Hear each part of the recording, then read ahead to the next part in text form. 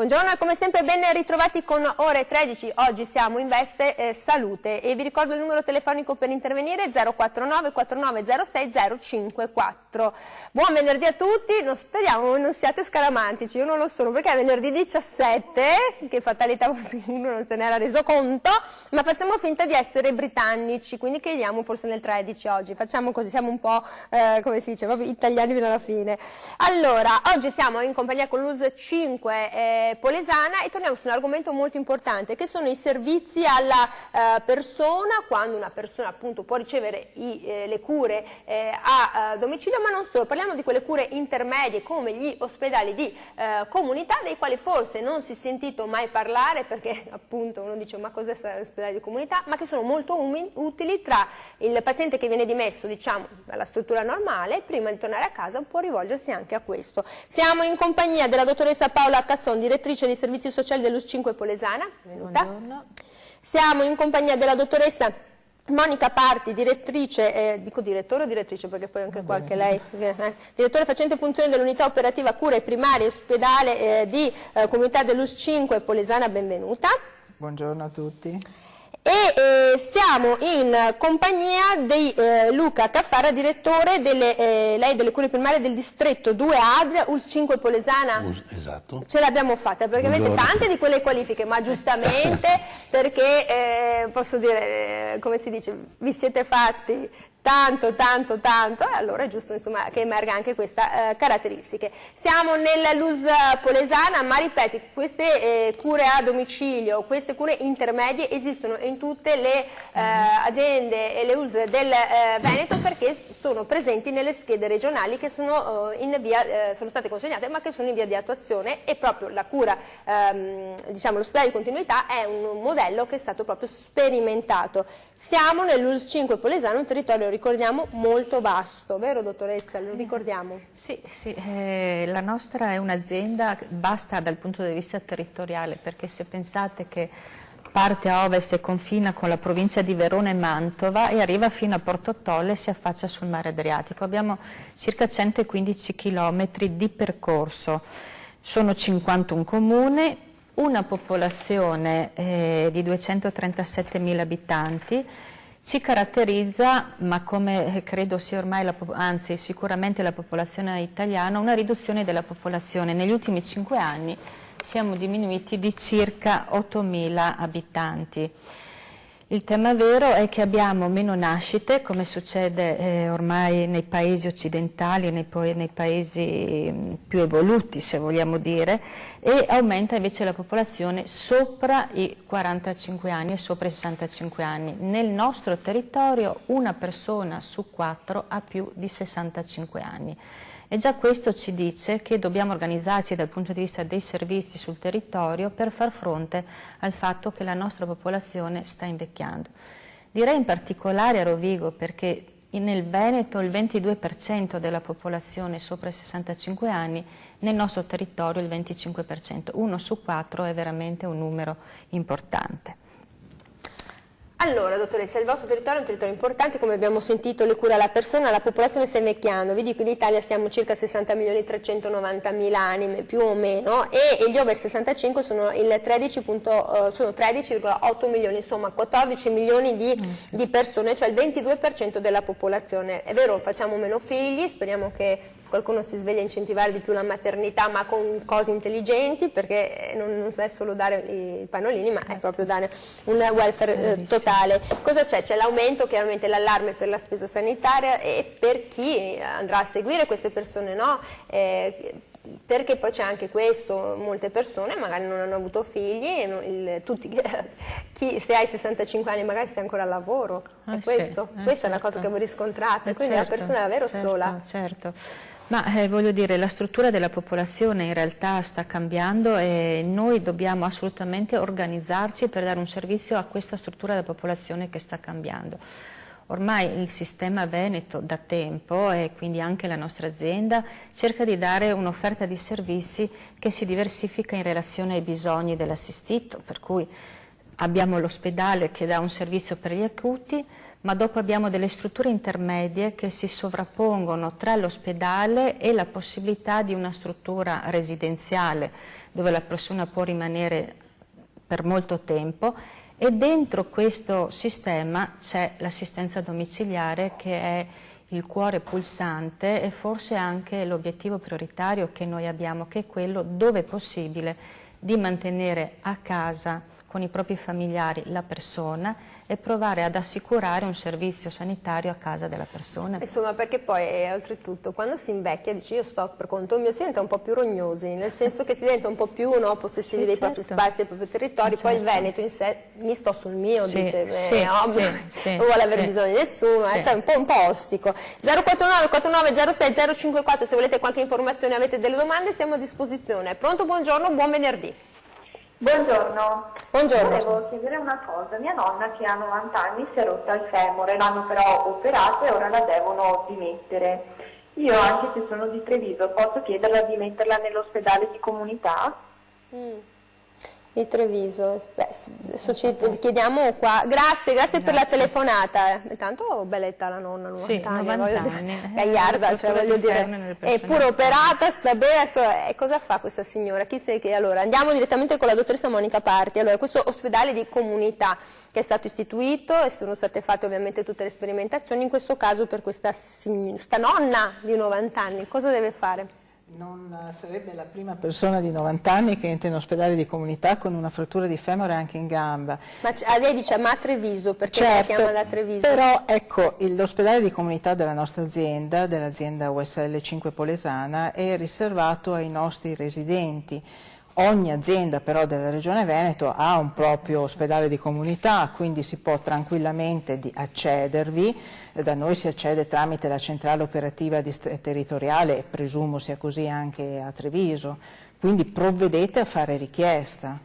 Allora, guardi, ci guardi la telecamera numero 1 così la vedono bene. Sì. Quindi, diciamo, in tutti i distretti, come abbiamo detto in apertura, c'è l'ospedale di comunità che appunto ha una sperimentazione. Allora, come funziona? Cioè io non so, ho avuto una colica renale, ho dei problemi, cioè ho avuto un problema acuto, sono stato messo insomma sotto controllo, dovrei andare a casa tecnicamente, ma non posso andare a casa perché ancora non sto così tanto bene. Certo. Quindi sono tra l'incudine e il martello, tra virgolette. L'ospedale di comunità fa parte della rete delle cure intermedie.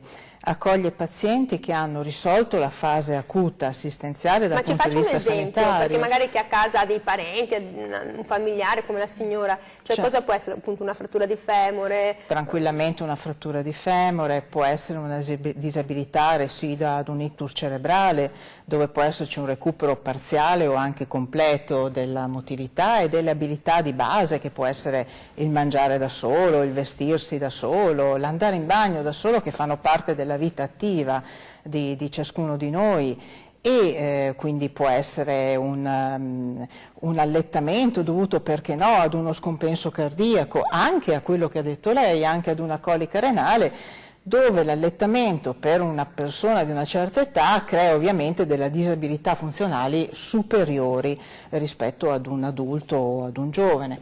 A questo punto si può fare, gli stessi medici del reparto di degenza, il caregiver, la famiglia, l'assistente sociale, se non c'è famiglia, può fare domanda alla COT, alla centrale operativa territoriale, di inserimento in ospedale di comunità. Può farlo anche il medico di base? Tranquillamente anche il medico di base, anche perché l'ospedale di comunità è anche prevalentemente rivolto a persone presenti sul territorio. E questo è importante. Poi sottolineiamo che appunto, abbiamo sentito prima anche con la dottoressa Casson, le persone lavorano anche se hanno over 65, si trovano comunque a dover affrontare un momento in cui il proprio caro, il proprio familiare è in una difficoltà, in una fragilità, e a casa magari non riesce a gestirlo perché non ha il tempo, non ha le disponibilità economiche, e quindi può chiedere aiuto. Abbiamo sentito alla centrale operativa territoriale, al medico di base, può fare domanda all'assistente sociale, e c'è questo ospedale di comunità, un momento di transizione, dove cosa succede? Gratuitamente fino ai 30 giorni? Sì, gratuitamente fino ai 30 giorni ad oggi, poi potrebbero esserci anche delle modifiche dal punto di vista della tempistica.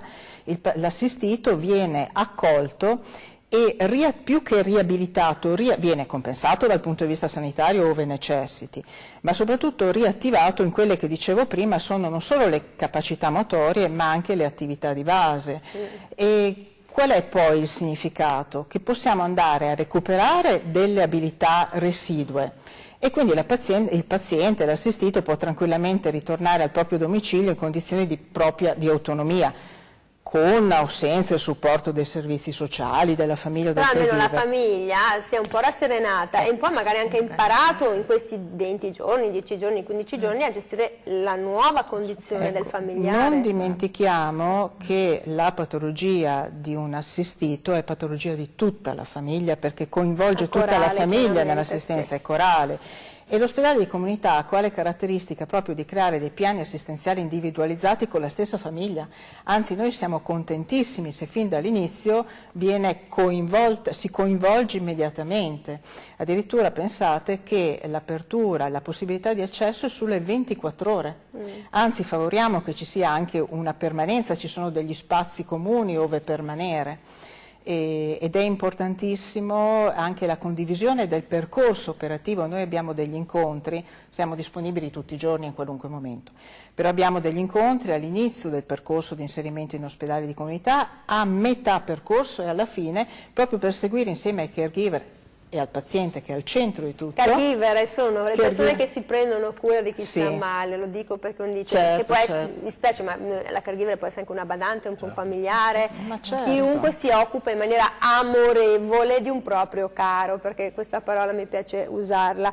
Noi ci torniamo subito dopo la pubblicità. 049 49 06 054. Se avete delle domande su questo che sembra a tutti una novità ma che è già posta in essere da un bel po' di tempo, almeno dal 2017 per quanto riguarda la struttura l'US Polesana. Torniamo dopo la pubblicità col dottor Luca Caffarra, perché è giusto, 2F e 2R. A dopo.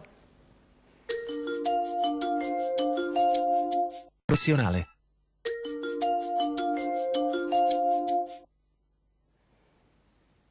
Eccoci qui, siamo rientrati con la diretta 049 49 06 054. Se avete delle domande, stiamo parlando delle cure primarie, ma soprattutto abbiamo sentito anche parlare di questi ospedali di comunità, cioè quelle terapie, quelle cure intermedie dove tu puoi accedere se hai un familiare che è stato dimesso da una patologia acuta, curato e messo quindi in condizioni di stabilità, e dove può stare prima di tornare a casa. L'abbiamo sentito prima con la dottoressa Paola Cassone e la dottoressa Monica Parti. Cosa succede? A un certo punto, abbiamo sentito la popolazione vecchia, però a un certo punto il paziente esce e torna a casa sua. E anche lì ci sono delle opportunità, perché ci sono tante figure, un team di esperti, di operatori sociosanitari che si possono recare a domicilio. Dottor Luca Caffarra, ci racconti? Sì, in pratica l'assistenza domiciliare che tra l'altro è nata con il DPCM nel 2001, è una occasione opportuna e la Regione sta puntando molto su questa risorsa per garantire un'assistenza appunto anche a domicilio, che può essere non solo sociale ma anche, anzi e soprattutto di carattere sanitario. Insomma. Esistono varie forme di assistenza domiciliare. Evito anche le sigle, però c'è l'assistenza domiciliare di tipo A praticamente, che è quella dove può essere garantita la terapia, il fisioterapista che va a domicilio. C'è quella di tipo B che è quella legata alla infermiera che va a casa per le medicazioni, per i prelievi. Si può valere anche degli operatori sociosanitari e anche degli operatori sociali. C'è l'assistenza domiciliare di tipo C, quella programmata, dove è il medico che in programma appunto con le cure primarie va a domicilio, può andarci una volta. Cioè il medico di medicina generale? Scusate, sì, il medico di medicina generale, no, ecco. Quindi voi in base alle caratteristiche stabilite che tipo di terapia, quindi può esserci l'infermiere, l'OS, piuttosto che... Esatto. Allora, la devo interrompere perché il telespettatore ad Antena 3 è sacro. Pronto, buongiorno, buon venerdì. Buongiorno, sono Giusi. Buongiorno Giusy, buongiorno, ci dica. Mi lascia finire il discorso, dottoressa Subito. Babiera, perché altrimenti mi dimentico tutto. Allora, questo allungamento, ma per i nostri anziani di vita, ma con quale qualità di vita? Ma perché se sono ammalati, cioè non autosufficienti, i figli al lavoro magari per 8 ore al giorno, con una pensione di 500 euro per questo anziano, ma come si può vivere così? Magari prendi la badante in regola e fra lo stipendio e fra insomma regolarizzarla ci vogliono 1900 euro al mese. E dove vanno a prendere questi soldi? E tanti non li vanno neanche mai a trovare i genitori. Il caso di ieri o ieri l'altro che è morto uno zio con a Sant'Urbano, questo ragazzo che andava a prendersi la pensione. Ma gli assistenti sociali e tutte le chiacchiere del paese che sanno vita, morte e miracoli non sapevano dopo anni che non vedevano questi due anziani? Dicevano ma come è stato a mamma, come è stato a zio, bene bene? Ma come si fa? Ma come si fa le assistenti sociali e tutte le chiacchiere? E torno a dire le chiacchiere del paese che sanno vita, morte e miracoli, non sapevano che quei genitori non li vedevano più da anni. Signora Giusy, siamo arrivati? Allora, lei vergogna. Ha ragione. Ringrazio. Tra l'altro, comunque, visto che la sento bella arrabbiata, oggi è uscita l'intervista del figlio, di uno dei fratelli che ha detto mio fratello mi deve spiegare cosa e come mai ha fatto questa cosa. Quindi vuol dire che anche lì la famiglia non c'era, ad esempio, no? È una situazione complicata. C'ha ragione signora Giusy, però con tutti gli sforzi, nonostante la coperta sia corta, ad esempio anche nell'US 5 Polesana si cerca di fare il possibile, e Sant'Urbano tra l'altro un comune davvero molto molto piccolo, quindi poi molto di campagna, molto difficile, un territorio di difficile gestione. Allora stiamo dicendo, Luca Caffarra, non che ci siano delle lettere, no, un marchio, sogni personali, però ci sono delle indicazioni personalizzate, sartoriali, diciamo sartoriali. Bravissima, perché esattamente, quando si fa l'assistenza a domicilio è un pool di professionisti che praticamente va a disegnare, a creare un abito adatto alla persona che ha bisogno di assistenza, cioè sanitaria e o sociale, insomma. Quindi ma quindi c'è anche una persona che li può portare fuori a fare un giretto? No? Non gli chiedo come funziona. No, diciamo che sì, no, per quanto riguarda, anche perché l'assistenza a domicilio, in genere chi accede all'assistenza a domicilio sono o persone che non possono andare in ambulatorio dal medico di medicina generale, oppure chi ha malattie invalidanti, oppure malattie non invalidanti che però non permettono tante volte la deambulazione, ecco, a livello anche temporaneo. E quindi quello che volevo dire è che c'è questo pool che è fondamentalmente al centro il medico di medicina generale, oppure anche il pediatra di libera scelta, perché non dimentichiamo che l'assistenza domiciliare, quella soprattutto integrata, si chiama integrata perché c'è questo pool, può anche essere dedicata a pazienti, a minori da 0 a 14 anni. C'è questo pool dove c'è quindi anche l'ospedale di comunità oppure no?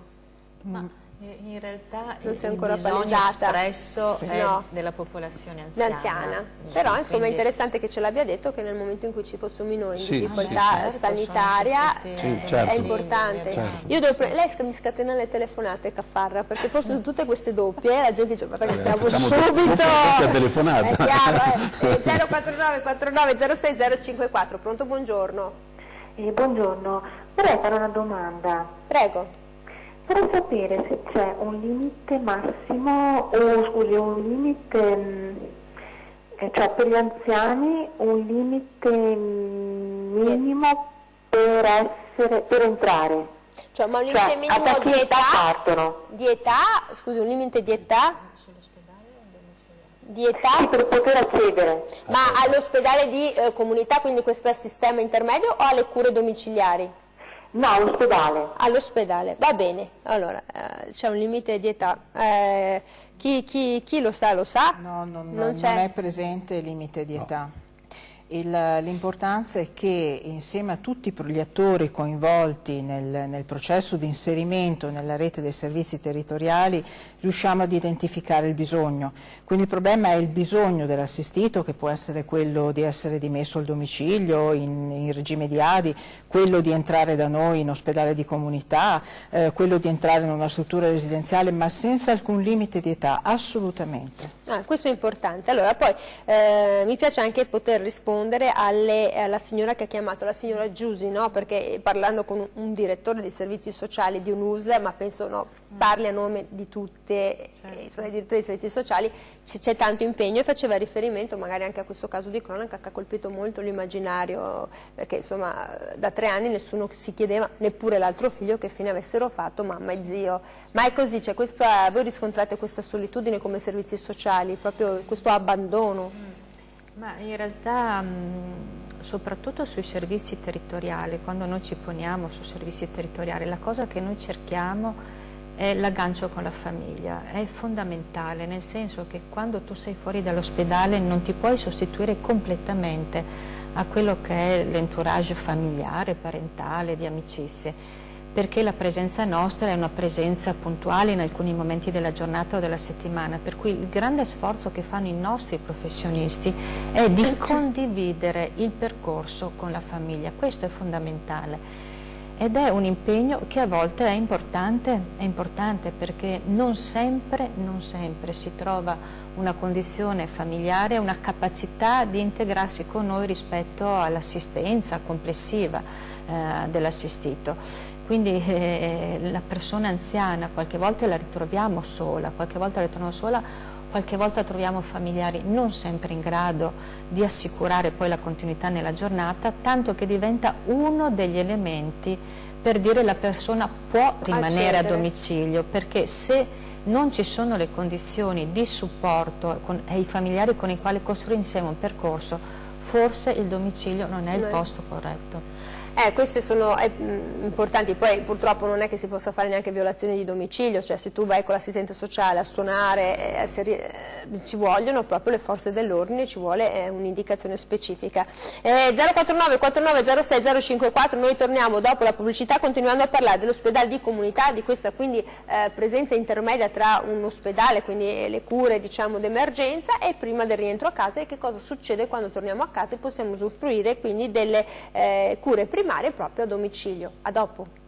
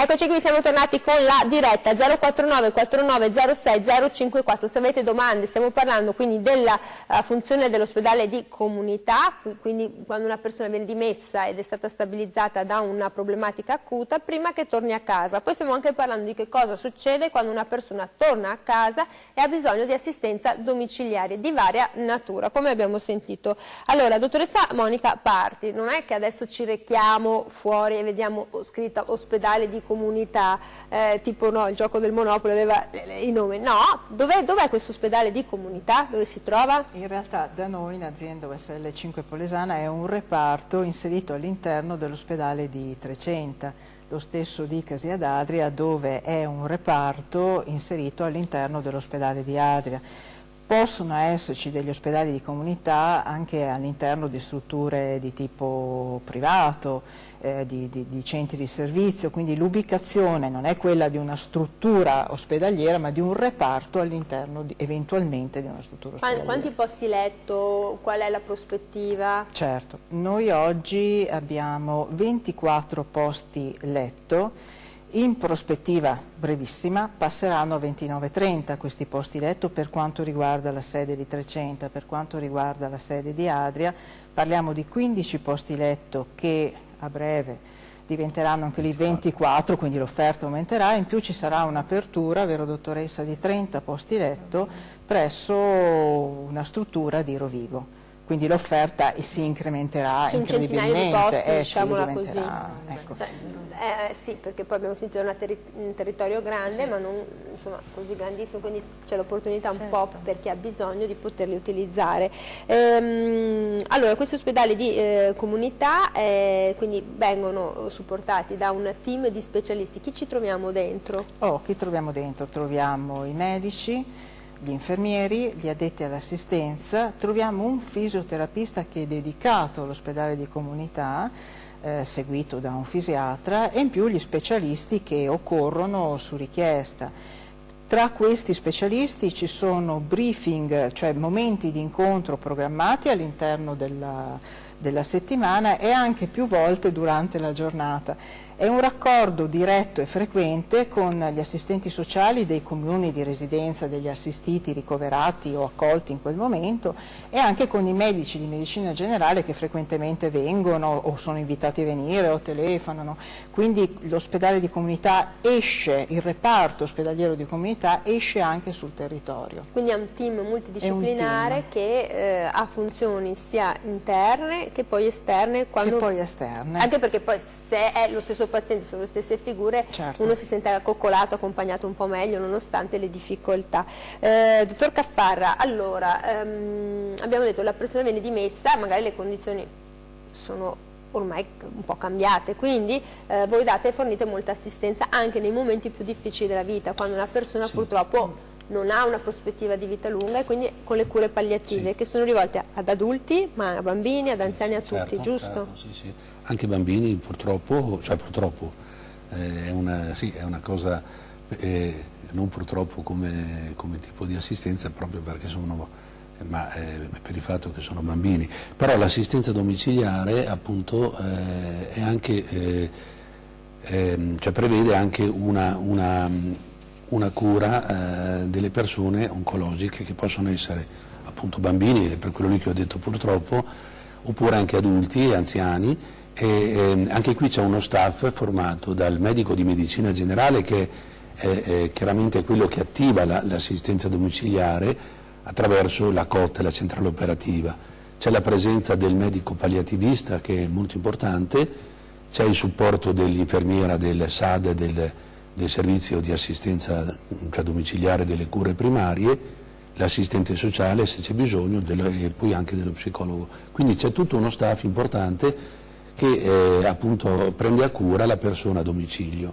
Tornando sempre al discorso dell'assistenza a domicilio, c'è da dire che rientrando appunto tra i LEA, cioè i livelli essenziali di assistenza, tutti questi servizi sono completamente gratuiti.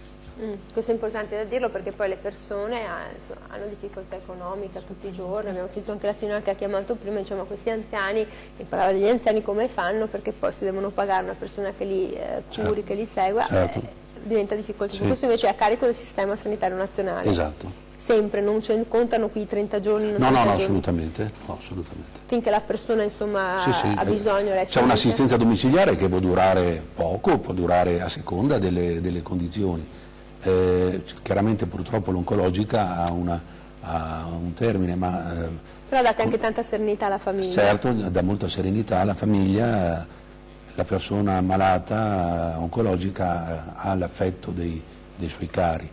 Comunque e poi magari, scusi, però anche chi è malato oncologico si avvicina purtroppo al termine della propria vita, avere anche il proprio animale d'affezione. Certo, non è una cosa da poco, perché poter vedere il nipotino, la nipotina. Comunque, aiuta. Certo, molto. comunque ecco, tornando sempre all'assistenza domiciliare, può avere un termine è rivolta a persone che possono avere una invalidità temporanea, per cui dopo possono riprendere e viene tolta l'assistenza. Altre volte può durare... La cronicità. Ecco, esatto. È infatti il problema cioè si allunga la vita e la vita chiaramente meno male che è più allungata, però aumentano le malattie croniche e questo è che è la prima causa di morte. E per cui ha detto bene lei, per dire in Italia abbiamo circa il 23% degli ultra 65 anni, ci sono previsioni che dicono che nel 2050 gli ultra 65 anni arriveranno al 34% circa. Lo dica piano piano all'Inps perché bisogna pagare le pensioni, lo dica piano sottovoce, certo, queste certo. statistiche danno sempre paura. Quindi è un'esigenza sempre più elevata di assistenza, chiaramente l'ospedale rimane il punto di riferimento per i malati, per diagnosi e cure, eccetera, però la territorialità sta sempre aumentando con l'ospedale di comunità, con l'assistenza domiciliare, con le strutture, le case di riposo, le strutture poi ricordiamoci anche che l'Italia, spezziamo anche una lancia a favore di tutti quei volontari, che c'è tanta ancora brava gente, esatto. E soprattutto anche nella nostra regione, nel Veneto, quindi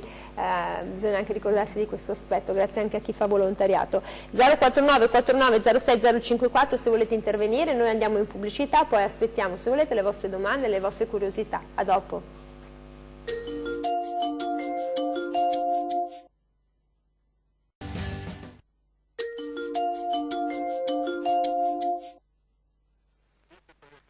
Eccoci qui, siamo tornati in diretta 049 49 06 054. Allora avete capito quanto in questo caso l'US 5 Polesana è impegnata con il sociale nel stabilire una terapia personalizzata e gli aiuti personalizzati a domicilio e quanto è impegnata in questi passaggi intermedi tra l'acuto e la stabilizzazione con gli ospedali di comunità. Quante persone voi avete?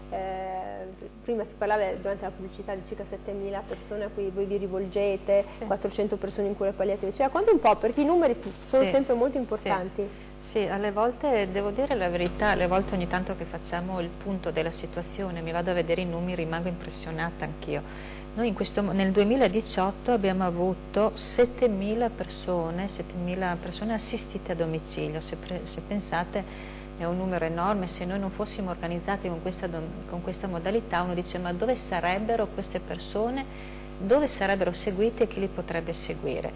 E di queste 7.000 persone in realtà ce ne sono alcuni 400 in cure palliative, quindi passiamo da 400 persone in cure palliative, quindi persone che hanno necessità di un'assistenza importante, personalizzata, perché sono in una fase terminale del loro percorso di vita, ad accessi anche un po' meno impegnativi, ma insomma voglio dire 7.000 persone sono importanti, 7.000 persone che possono restare a casa. Io delle volte quando faccio il giro nelle case riposo, immagino che qualcuno di voi abbia esperienza, si cerca di personalizzare la stanza dell'anziano, perché l'anziano ha bisogno delle sue cose, per cui nella stanza dove sta nelle case riposo si porta il suo soprammobile, il suo portafoto, le sue cose. Ecco, il domicilio ti consente di mantenere i tuoi spazi, perché l'anziano è una persona che quando arriva in ospedale, tu lo sposti da casa sua, è una persona che si destabilizza, rischia di avere problemi alla deambulazione, a essere meno autonomo.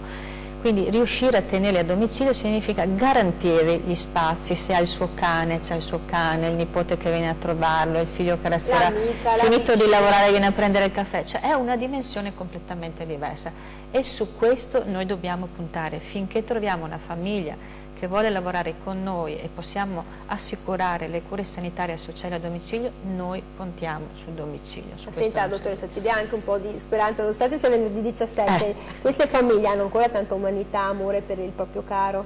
Ci dica la verità. Direi che in Italia c'è ancora la cultura della famiglia, questo è il punto di partenza, c'è ancora la cultura della famiglia. È anche vero che oggi gli anziani, quelli che sono anziani oggi, hanno più figli e quindi forse anche più possibilità di essere accuditi e di trovare tutti uno a dei lavorare, figli. perché qua si diventiamo tutti vecchi e all'inizio bisogna Il pensiero che mi faccio è noi che abbiamo il figlio unico o non lo abbiamo, quando saremo vecchi chi ci starà vicino, perché forse dobbiamo pensare anche a questo, alla struttura della famiglia che sta cambiando. Oggi gli anziani, diciamo, in linea di massima c'è ancora una struttura familiare che tiene. Il futuro sarà una struttura familiare molto più debole, il futuro più sarà, fragile. come ne abbiamo parlato, il le donne che lavorano, il quasi che dovrete mettere in abbiamo cominciato a ragionare anche su questa cosa che mi sembra anche una che grande l'anziano si opportunità. decide di andare in queste strutture dove ha il suo appartamento, le sue cose, le sale in comune, e anche questo può essere tutto controllato con il medico, con tutto, che anche quello insomma ha un vantaggio importante. Assolutamente, è venuto da me non più di un mese fa un impresario proprio a chiedermi, perché aveva la possibilità insomma nella zona polesana di andare a ristrutturare una bellissima villa, chiedendomi secondo me casa di riposo o qualcos'altro. Abbiamo cominciato a ragionare sul co-housing. Ci sono delle strutture favolose che sono nate nella nostra regione di co-housing, sono le opportunità e sono veramente le persone felici. Non è come se partisse, se uno andasse in crociera con le sue cose, la casa ti segue ed è importante. Monica Parti, allora abbiamo capito che la persona entra in questi ospedali di comunità dopo appunto un'urgenza, un momento acuto, ci sta il tempo che necessita di starci, sono strutture che non pesano sul costo, diciamo, della persona, ed hanno una caratteristica molto molto bella, il libero accesso. Sì, decisamente il libero accesso. Che cosa vuol dire libero accesso?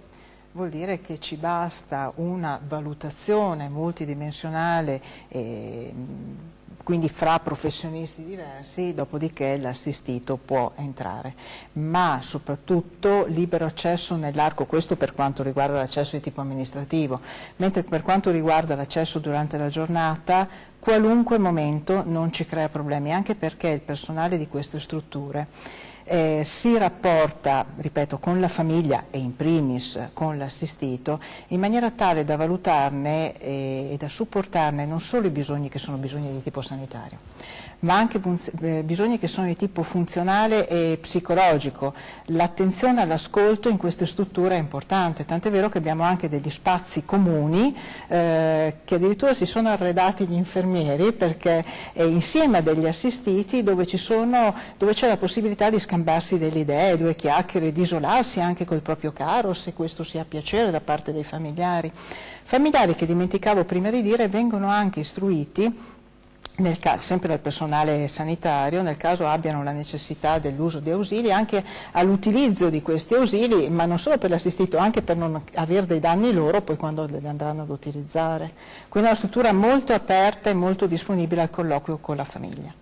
Allora, una cosa importante cos'è? È sempre la continuità, come si parla di continuità didattica, è la continuità nell'assistenza. Allora, nel momento in cui Monica Parti avvengono le dimissioni, già è stato attivato il percorso che riguarda Luca Caffara. È così immediato, cioè vengo oggi venerdì 17, domani sabato 18. Allora, sì, in pratica molti pazienti dell'ospedale di comunità possono appunto ritornare, alcune volte possono andare in casa di riposo a seconda della graduatoria della domanda, oppure possono anche andare a casa e la struttura ospedaliera, il reparto dell'ospedale di comunità già prepara, avvisando le cure primarie, il fatto che viene dimessa la persona e quindi già la persona potrebbe avere bisogno di ausili,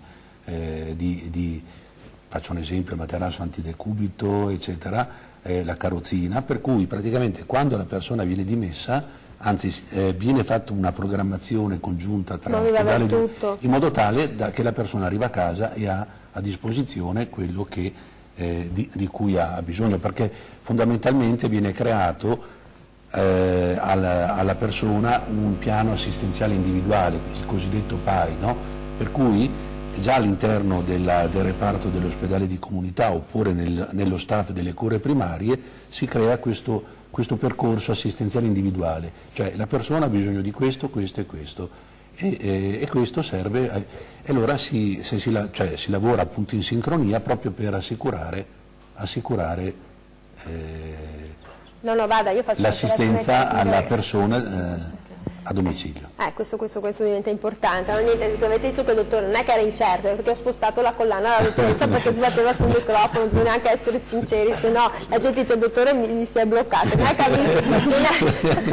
che ha avuto una visione tipo folgorato sulla via. Senta, le volevo chiedere una cosa, quali sono le caratteristiche, cioè più o meno vi siete fatti un'idea delle patologie predominanti, cioè che cosa predomina? Sì. Perché ha fatto 7.000, sì. Cosa sono? Magari 80% persone con difficoltà? Ma nella maggior parte dei casi sono appunto delle persone con malattie croniche, anziane soprattutto.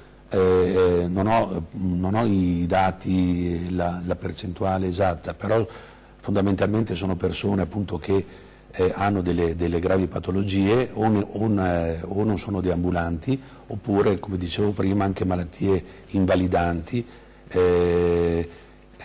anche definitive, insomma, ecco, per cui nella maggior parte dei casi sono appunto persone con patologie croniche. Questo, come dicevo prima, proprio è legato al fatto che l'allungarsi della vita crea però automaticamente il rapporto tra malattia e popolazione, la cosiddetta morbidità è in aumento, e allungandosi la vita certamente la cronicità è... per i politici no, alcuni politici sono questo sogno di Highlander, sì, un sogno, che poi chi è che vuole vivere per sempre? Basta vivere il giusto e vivere bene. 049 4906 054. Senta, dottoressa Cassone, è chiaro, abbiamo parlato di tutto questo e l'obiettivo, abbiamo detto, è quello di indirizzare il più possibile, anche per una questione psicologica, i pazienti presso il proprio domicilio. Però c'è anche un risvolto economico importante, cioè in questo modo si riescono a fare le terapie e anche il sistema sanitario, insomma, sta un po' meglio, giusto? Sì. C'è un guadagno? Perché siamo pochi anziani, sì, in realtà il tema non è soltanto economico, o comunque non è così facile dimostrare che seguire le persone a domicilio si risparmia, perché è molto impegnativo anche dal punto di vista dell'invio dei professionisti a domicilio continuare ad assistere. Il tema vero non è quello economico, o meglio non è quello al centro dell'attenzione, è che l'ospedale va riservato nel momento in cui non sia possibile offrire una cura da qualsiasi altra parte, perché l'ospedale comunque crea disagio anche dal punto di vista sanitario. Vuol dire, l'ospedale è un luogo assolutamente sicuro, ma è un luogo dove c'è la malattia acuta. E il fatto di entrare dentro l'ospedale, di trovarsi dentro un ospedale, comunque non è un ambiente, tra virgolette, forse un termine troppo forte, dirlo all'ultimo momento, sano, non so come dire. L'ambiente sano è il domicilio, lì va riservato l'ospedale per i giorni che servono, dove c'è necessità di stare lì e non si può stare da un'altra parte. Quindi la scelta non è economica. Non è assolutamente economica, è di appropriatezza, e l'appropriatezza significa che vado dove lui abita, cioè vicino a dove lui sta, nel suo luogo di vita, a offrirgli una cura appropriata, vicino ai suoi familiari, cioè non è una valutazione economica. E poi voglio dire, adesso finché diceva, adesso dobbiamo anche chiudere, però effettivamente poi bisogna mandare tutte queste persone anche più stressate, perché sta là in ospedale e chi va e chi non va, non c'è la macchina, la benzina, il bollo, l'assicurazione, tutto quanto, perché poi dopo pensiamo solo a chi ti arriva a casa, non c'è il bollo, c'è l'assicurazione, una montagna di macchine, perché poi non lo dica a Greta, perché sai che se lo dice a Greta, la ragazza che crede a domicilio bisogna arrivare. Queste tutte macchine elettriche ecologiche in un prossimo futuro, anche questo è importante. Anche questa potrebbe essere una nuova iniziativa dell'US 5 Polesana, lo diciamo al dottor Compostella che sarà molto felice di questa iniziativa, macchine ecologiche a domicilio. Ringraziamo tutti coloro che hanno chiamato, chi ci ha guardato, chi ci guarderà in replica, speriamo di avervi dato delle informazioni, degli strumenti nuovi per poter seguire meglio i nostri familiari. Ringrazio davvero molto la dottoressa Paola Casson, direttore dei servizi sociali dell'US 5 Polesana, per essere stata con noi. Io ringrazio Monica Parti, direttore facente funzione dell'unità operativa complessa delle cure primarie dell'ospedale di comunità dell'US 5 Polesana. Ringrazio Luca Caffarra, direttore facente funzione delle cure primarie del distretto 2 di Adia dell'US 5 Polesana, per essere stato con noi. Oggi ero in minoranza. Era solo. Noi torniamo domani, arrivederci. Arrivederci.